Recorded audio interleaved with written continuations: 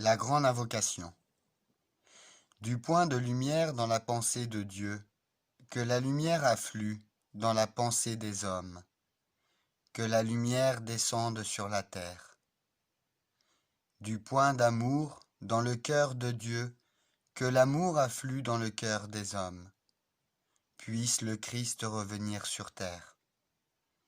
Du centre où la volonté de Dieu est connue, que le dessein guide le faible vouloir des hommes, le dessein que le Maître connaît et sert. Du centre que nous appelons la race des hommes, que le plan d'amour et de lumière s'épanouisse, et puisse-t-il sceller la porte de la demeure du mal.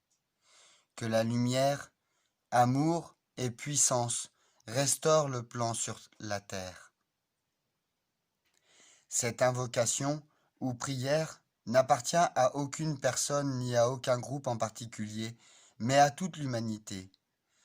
En s'en servant et en encourageant d'autres à s'en servir, on ne soutient aucune organisation ni aucun groupe particulier.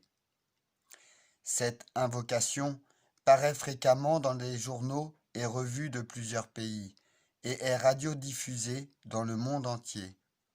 Plusieurs milliers de personnes l'emploient chaque jour, créant ainsi une opinion publique mondiale spirituelle qui peut devenir irrésistible. L'opinion publique est créée par un grand nombre de personnes qui pensent de la même manière à propos de la même chose.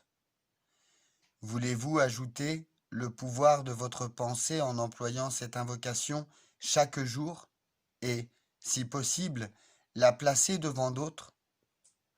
La beauté et la force de cette invocation résident dans sa simplicité et dans l'expression de certaines vérités fondamentales que tous les hommes acceptent normalement et spontanément.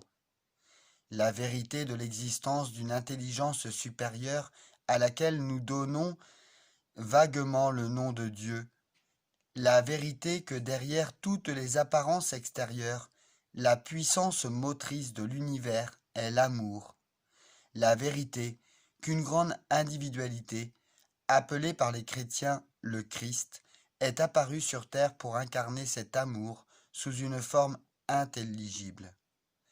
La vérité que l'amour et l'intelligence émanent de ce que l'on appelle la volonté de Dieu, et enfin la vérité évidente que le plan divin ne peut se manifester que par l'entremise de l'humanité. Alice A. Bailey.